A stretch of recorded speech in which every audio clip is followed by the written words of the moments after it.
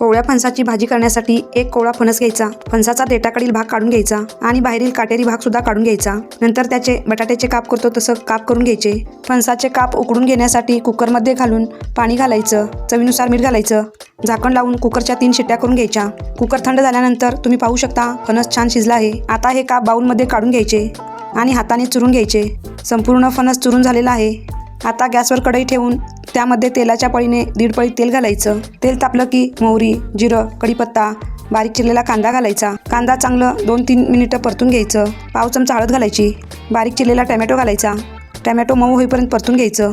2 चमचे घरचा काळा मसाला घालायचा, तो सुद्धा तेलात चांगला परतून घ्यायचा। आता यामध्ये शिजवून बारीक केलेलं फणस घालायचं, थोडं परतून घ्यायचं।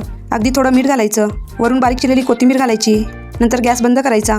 शेवटी चॅनलला सबस्क्राईब करायला विसरू नका। तयार झाली आहे मस्त टेस्टी कच्च्या फणसाची भाजी।